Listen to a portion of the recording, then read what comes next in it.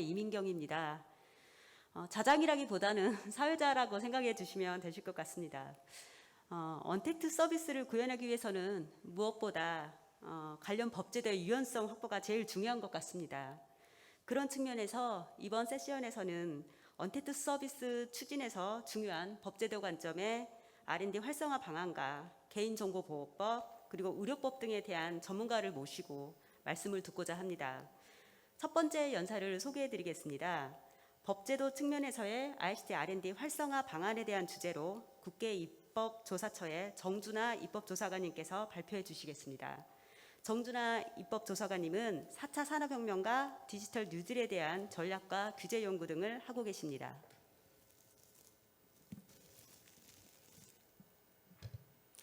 네, 안녕하십니까. 국회 입법조사처의 정준하입니다. 제가 오늘 여러분께 발표드릴 내용은 법제도 측면에서 언택트 ICT R&D의 활성화 방안이라는 어떻게 보면 좀 굉장히 좀 큰 주제이기도 하고 약간 좀 모호할 수도 있는 주제인데 한번 좀 그게 부담스럽지 않은 선에서 한번 얘기를 풀어나가도록 그렇게 해보겠습니다. 발표 순서는 먼저 현재의 그 ICT R&D의 현황과 그리고 관련 법제도를 한번 리뷰해 보는 걸로 처음으로 시작을 하고요. 두 번째로는 지금 언택트 시대라고 하고 있는데 지금의 R&D의 그런 모습은 어떤 모습인지 살펴보고 마지막으로 이 언택트에 맞는 이 비대면에 맞는 R&D를 어떻게 하면 우리가 좀 더 잘 추진할 수 있을지 그래서 언택트 ICT R&D 활성화 방안으로 내용을 마무리 짓는 형태로 발표를 해보도록 하겠습니다. 먼저 현재의 그 ICT R&D 현황에 대해서 한번 살펴보도록 하겠습니다. 그 ICT R&D라고 하면 크게 우리가 두 가지 측면을 살펴볼 수 있을 것 같아요. 그러니까 정부가 국가 R&D 사업으로 지출하는 예산을 기준으로 ICT R&D를 살펴볼 수가 있을 것이고, 민간에서는 이런 정부 예산뿐만 아니라 이제 그 민간의 여러 가지 펀딩이나 이런 걸로 이제 R&D를 추진하고 있는데, 이런 그 전체 국가에서 이루어지고 있는 정부의 예산뿐만 아니라 전체 R&D를 기준으로 ICT R&D를 살펴볼 수가 있는데, 지금 보여드리는 이 장표는 우리나라에서 이루어지고 있는 R&D 전체에 대한 그런 내용이라고 보시면 될 것 같습니다. 기준 연도를 2018년도로 잡아봤을 때 그 전체 우리나라 전 산업의 R&D에서 차지하고 있는 ICT 분야의 R&D 비율은 한 58% 정도 나오는 걸로 조사가 되고 있습니다. 그래서 굉장히 큰 거죠. 그러니까 이 ICT라는 이 분야 자체가 단순한 형태의 그런 기술 개선 이런 형태로 이루어지는 산업이라기보다는 그런 연구 개발에 투입되는 비용이 굉장히 큰 분야다라고 볼 수가 있을 것 같습니다. 다른 산업이라든가 제조, 기술, 농업, 임업 이런 분야보다는 ICT가 기여해야 되는 비율이 상당히 큰 분야가 이런 R&D가 기여하는 분야가 비율이 큰 분야를 우리가 이제 ICT 분야라고 볼 수가 있고요. 2018년도 기준을 봤을 때는 전체 우리나라 국가 전체의 R&D 규모가 68.8조 정도 되고요. 그중에서 차지하고 있는 ICT 규모가 40조 원 정도로 해서 약 58% 정도 되고 있습니다. 밑에 그림을 보시면은 기술 단계별로 봤을 때는 기초연구, 응용연구, 개발연구 이렇게 나와 있는데 개발연구의 비율이 약 한 70% 정도로 차지하고 있습니다. 기초연구는 12% 정도고요. 그러니까 ICT의 그런 기초 기술보다는 그런 그 개발된 기술을 응용할 수 있는 산업적으로 응용할 수 있는 분야에 대한 연구가 많이 이루어진다고 볼 수가 있는데, 이걸 놓고 봤을 때 그러면은 R&D 정책의 방향 어떻게 우리가 이제 잡아야 될까 두 가지 관점에서 볼 수가 있을 것 같아요. 처음에는 이게 아무래도 그 원천 기술, 그러니까 세계와 경쟁할 수 있는 원천 기술 확보하기 위해서는 기초 기술이 중요한데 우리나라는 그 비율이 좀 낮지 않을까라는 게 첫 번째 우리가 가질 수 있는 질문인 것 같고요. 두 번째로는 이 ICT의 응용 R&D가 이렇게 많은데 이런 응용 R&D가 시장으로 잘 뻗어나갈 수 있게 하기 위해서는 그런 시장에서 잡고 있는 그런 규제를 좀 풀어야 되지 않을까? 이렇게 두 가지로 우리가 생각해 볼 수 있을 것 같습니다. 자, 다음은 그 R&D의 재원에 대해서 한번 살펴봤는데요. 그 아까 말씀드렸던 그 전체 산업 중에서 ICT가 한 40조 정도 하고 있는데, 이 중에서 정부 공공이 투입하는 재원은 이 표로 봤을 때 한 1조 원 정도입니다. 1조 원 정도로 그 비율은 한 2.5% 정도로 이제 추산되고 있습니다. 이제 첫째 줄에 좀 그 수치 계산이 좀 잘못됐는데, 정정하자면은 ICT R&D의 총 40조 원 중에서 정부 공공이 투입하는 비용은 한 1조 원으로 한 2.5% 정도 된다라고 정정할 수 있을 것 같고요. 그렇다면은 나머지 한 그 97% 정도의 쉐어는 민간에서 자체적으로 이제 그 펀딩이 이루어지고 있는 부분이라고 볼 수가 있습니다.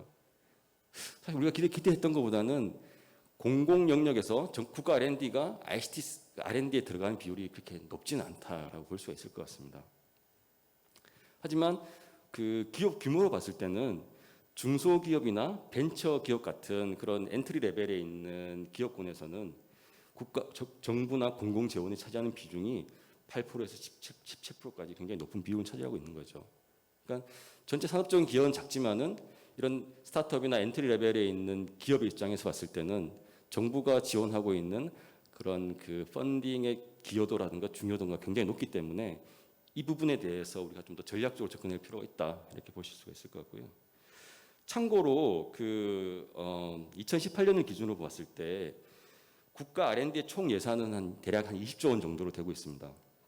그 중에서 정보 전자라고 얘기하는 그런 큰 범위 ICT의 국가 R&D 예산이 한 2.5조 원 정도로 한 12% 정도 비율을 차지하고 있어요. 그래서 국가 R&D 측면에서 봤을 때는 정부가 투입하는 ICT의 비율이 한 10% 이상으로 좀 높은 편이지만, 우리나라 전체 그런 민간 R&D와 정부 R&D 포함했을 때 봤을 때는 정부의 기여도는 그렇게 높지는 않다, 이렇게 보실 수가 있을 것 같습니다. 자, 그럼 그 국제 비교를 해봤을 때 어떠냐라고 봤을 때, 우리나라의 ICT R&D 투자 규모가 이제 GDP에서 차지하는 비율을 봤을 때 세계적으로 굉장히 높은 수준으로 볼 수가 있어요. 그래서 이게 아일랜드가 제일 비율이 높고, 사실 그 다음으로 이제 우리나라가 그 ICT R&D 비율이 높은 거죠. 그러니까 이런 ICT R&D에 대한 투자가 많았다는 것이 지금의 그런 우리나라가 뭐 ICT 선도국가라고를 만들어내는 아마 기반이 되지 않았을까라는 생각을 해볼 수 있을 것 같습니다. 그럼 이런 R&D가 이루어지는 데 있어서의 그런 법과 제도는 어떻게 이루어지고 있는지 볼 수가 있는데,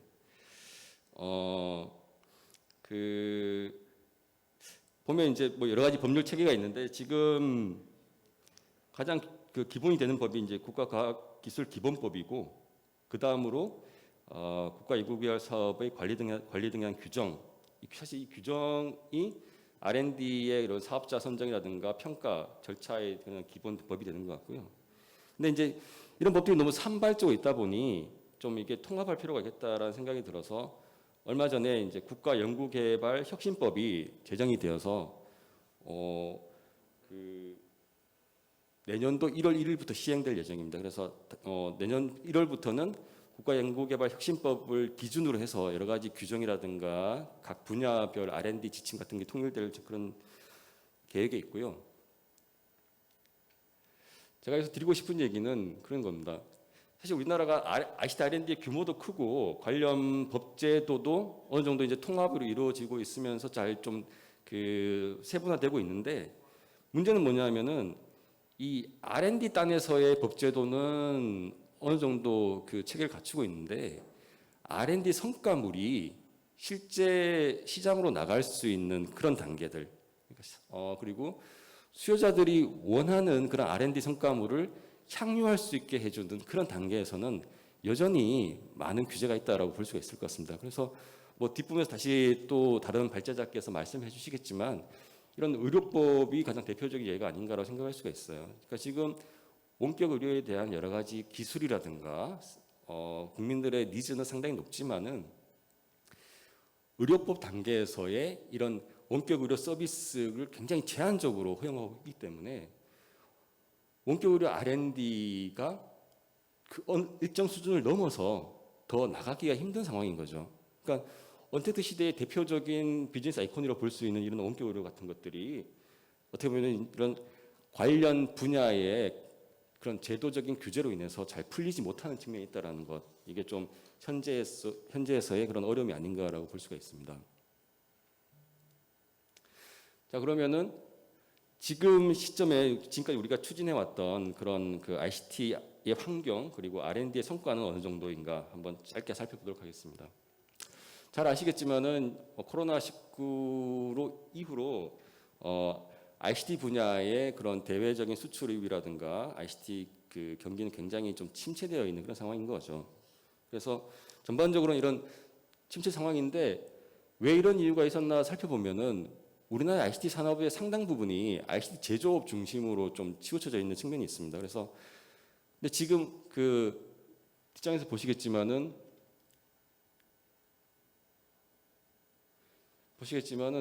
이런 상황에서 새로 주목받고 있는 그런 ICT 산업 분야들은 거의 대부분이 서비스 분야인 것들이거든요.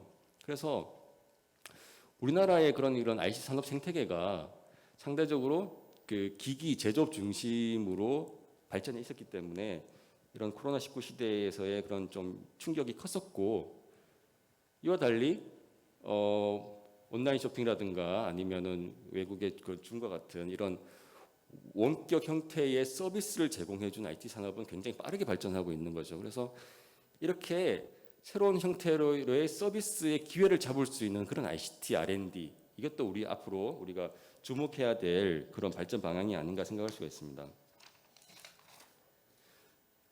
이런 상황에서 이제 지금까지 정부가 추진했던 정책들은 물론 그런 디지털 뉴딜을 축으로 해서 여러 가지 ICT R&D 정책, 뭐 언택트 정책을 추진하고 있지만은 지금까지는 그런 그 제조 ICT 기업들의 피해를 구제해 줄 수 있는 그런 방안으로 좀 많이 진행됐고요. 그다음에 R&D 사업 관리 비대면화 같은 그런 집행적인 단계에서의 그런 정책들을 추진해 왔었습니다.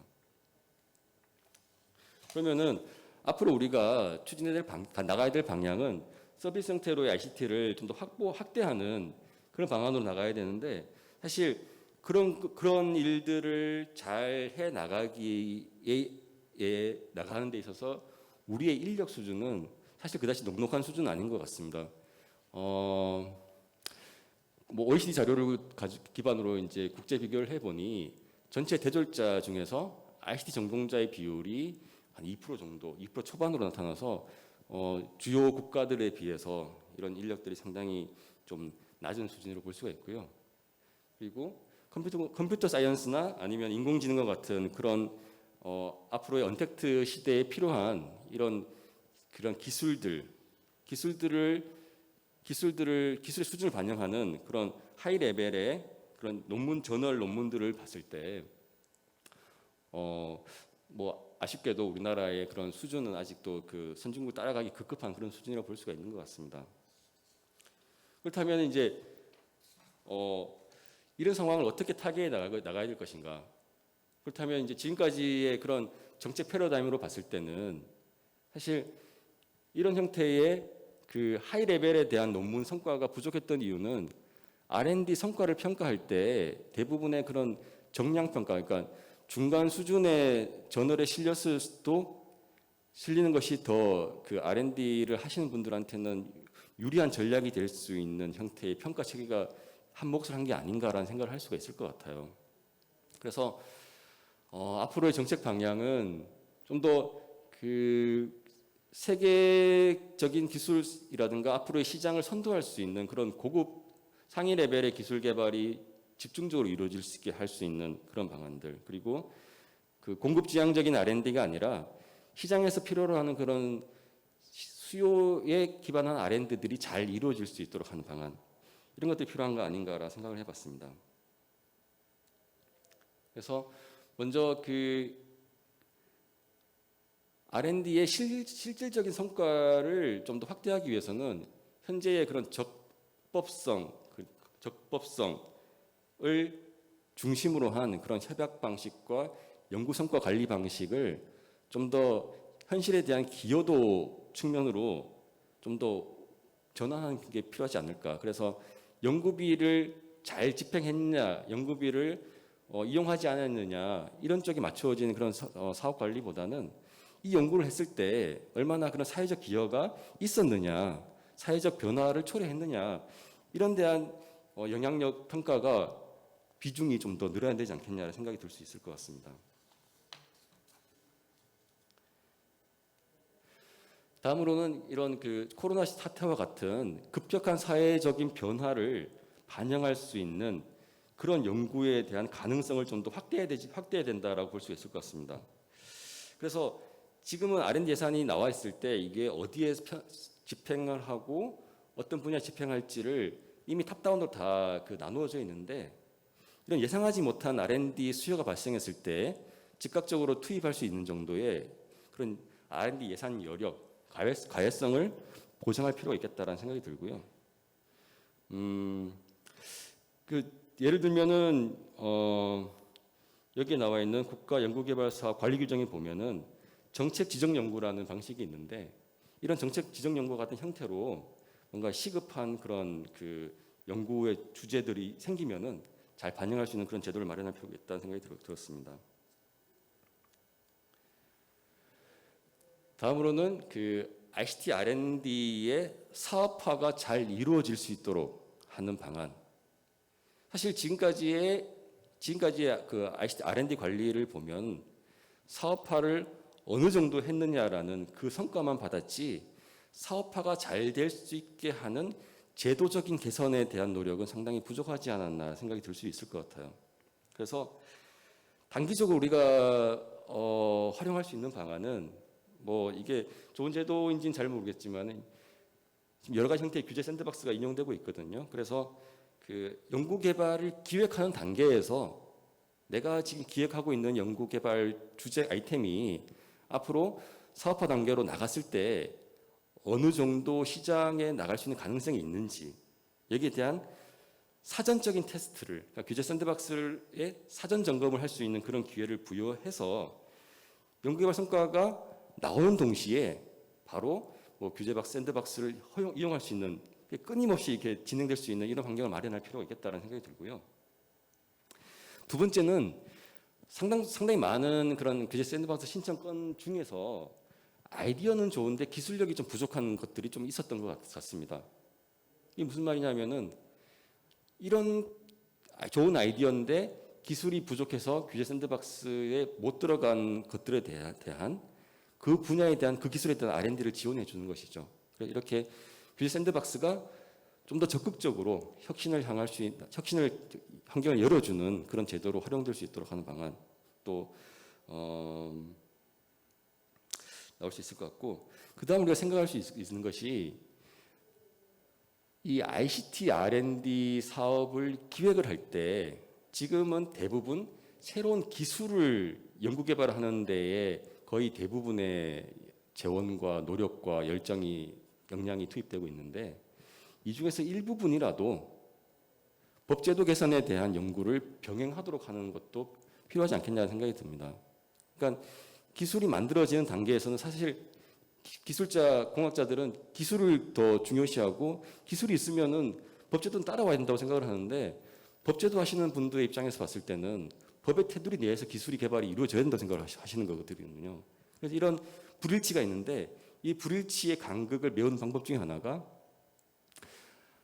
기술 R&D를 추진할 때 법제도 R&D도 일정 부분, 아주 작은 부분이지만은 같이 병행할 수 있도록 하는 그런 방안들 것들이 좀 필요해서 ICT R&D를 추진하면서 처음에는 그런 열정으로 인해서 R&D를 추진하고 있는데 R&D가 중반을 넘어서면은 과연 이게 사업화가 가능할까? 이런 사업화 리스크가 있거든요. 이런 사업화 리스크를 계속 처음부터 해결해 나가면서 R&D를 할 수 있는 이런 구조가 필요하지 않겠냐라는 생각이 들었습니다.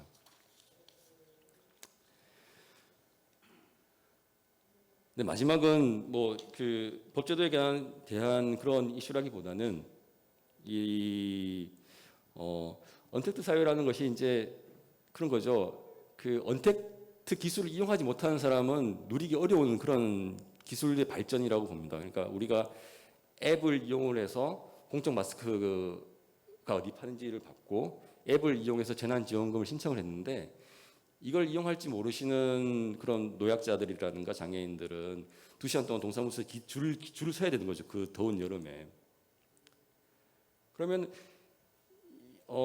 이런 문제들을 기술 개발 단계에서 개발자들이 고려를 해 나간다면, R&D를 기획하는 단계에서 조금이라도 고려해 나간다면 뭔가 이런 기술들이 특정 일반인들뿐만 아니라 우리가 생각하는 그런 정보 소외계층의 편의까지 고려하면서 누구나 다 행복해 나갈 수 있는 그런 ICT 환경을 마련해 줄 수도 있겠다는 생각이 듭니다. 그래서 이런 ICT를 이용하는 것이 편리함과 불편함의 문제가 아니라 할 수 있냐 못하냐, 사회적 배제의 문제로까지 확산되지 않도록, 물론 정책가들도 고민을 해야겠지만은 우리 R&D를 하고 기술 개발하시는 분들도 좀 더 진지하게 고민해야 될 주제가 아닌가라고 생각을 하게 됐습니다. 좀 주제가 좀 산만했지만은 이상으로 저의 첫 번째 발표를 마치도록 하겠습니다. 감사합니다.